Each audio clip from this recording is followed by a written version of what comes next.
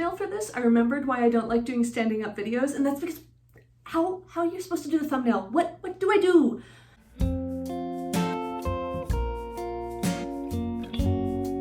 Hi everyone, Rosie here. Welcome back to my channel. Standing up video is because this is the easiest way to have some semblance of light on my face. My tripod is on its last legs, literally and metaphorically, because its legs are giving out. And there's like no nice light because it's the middle of winter, even though it's the middle of the day. There's like, a few windows in the house that get good light. And if you don't face in exactly the right direction, you're entirely in shadow. But you guys know, if you've been around for a while, that my external lights are a menace, and frankly, I don't have the patience for them. So we're gonna make do with what we got here, and let's just get to the video. Today I am doing the finish the book tag, and I was tagged by Mo of Animo Shoshin. She is incredibly lovely and just has such a great channel, so make sure you go check that out. But yeah, this is a tag all about finishing books, so let's dive right in every single video, but I don't know how else to transition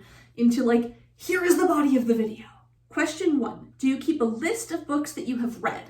Yes, I guess. I don't keep like a physical list that I write down or anything, but I do track every book that I read on the story graph. I started on Goodreads 10 years ago, December of 2012, and I have tracked every book I have read since then. So I think we're up at 700 and something. It's a lot. It's kind of overwhelming to think about, but I mean, I guess that's 10 years for you. So yes, I do keep a list of every book that I read on the story graph. Question 2, if you record stats, what kind of stats do you record? So right now I just record the stats that the story graph does by default. So things like the genre or the moods, how long the book is. This year I've really been careful about recording each book that I've read in like the correct format so that I can record if I read it as an audiobook, ebook, or physical book, which is really cool to look at. I have thought about starting like my own spreadsheet or something to track some of the other stats about like representation, about who the author is, stuff like that. But for now, it's a combination of, that sounds like a lot of work, and I'm worried I wouldn't keep up with it for more than a month or so. And I also don't quite in my head know yet how I want to go about that or think about that. I don't particularly want to like cyberstalk every author that I read to see if like, oh, okay, are they queer or not, or something like that. I mean, sometimes it's interesting to know if they share it in their blurb about themselves. I'm always happy to, but you know what I mean? I don't want to like go looking for information about every author I read necessarily, so I haven't started doing that yet. I kind of want to, because I would like to know things like, okay, how many books by people of color am I reading? Because if it's really low, I do want to be conscious about trying to do more of that. Again, I haven't quite figured out a way to do that without it feeling kind of weird, so I haven't yet. Which is not to say that I think it's weird to track that stuff, just that for me personally, I haven't found a way to implement it that I like yet. And also, I'm just kind of lazy. 3, do you give star ratings?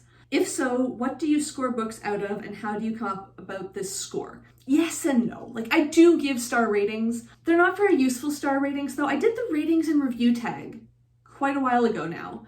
So I will link that up here and you can watch me talk more about that process. I give ratings out of 5 because that's what the story graph defaults to. You can tell I'm not very deep in a lot of this. This year, it's basically been like, was this book enjoyable? Did I like it and not have any immediate problems with it? 5. Were there some problems, but I still enjoyed it? 4. And then like I've had a handful of books get less than 4 this year maybe. I tend to DNF things if I'm not liking them, so I don't tend to get to the star ratings point for those books. Is this a useful rating system? No, because what is the point of a 5-point rating system if I'm only using the top 1 and sometimes 2 bands? I do it anyways. Is it useful? Probably not, but it's a habit, so I haven't stopped. Question 4, do you review books?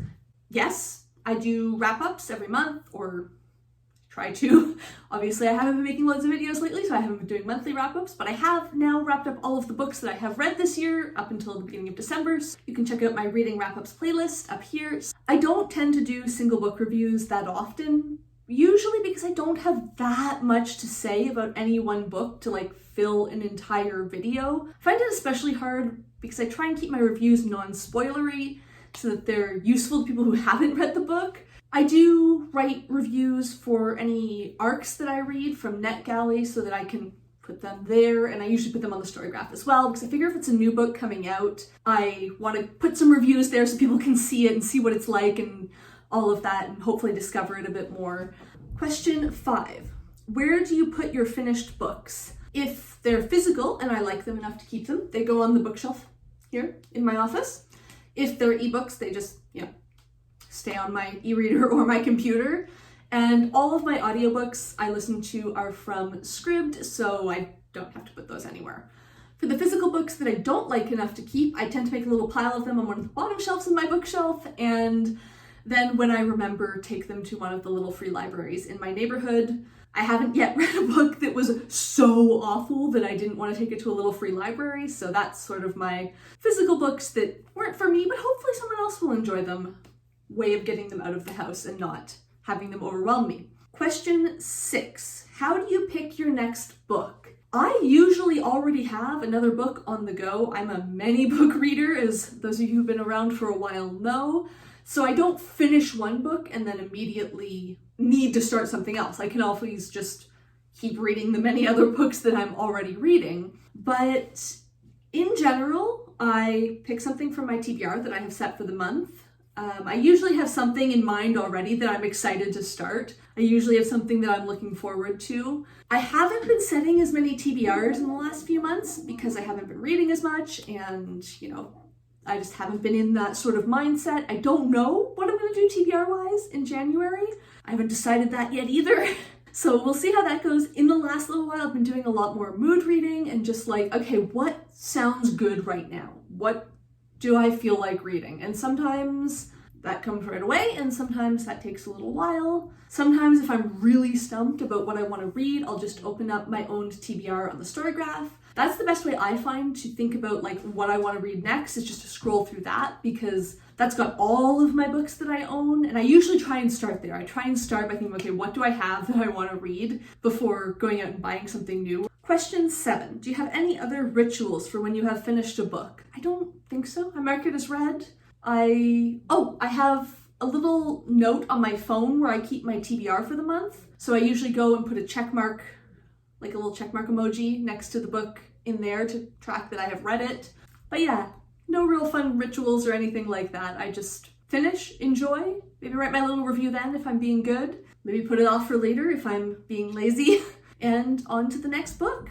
And question 8, who do you tag? I'm going to tag Lana Ex Libris, Sekevi, and Bethan Pruning a Socolar. Not for any particular reason, just because they're all fantastic booktubers who I love, and I would love to hear their answers to this tag. Let me know down below, how do you like to finish a book? Well, I mean, obviously you finish a book by reading it, but like, what do you like to do once you've finished the book? And if you like this video, make sure to give it a like down below. If you would like to see more of my videos, make sure you hit subscribe, and thank you for watching.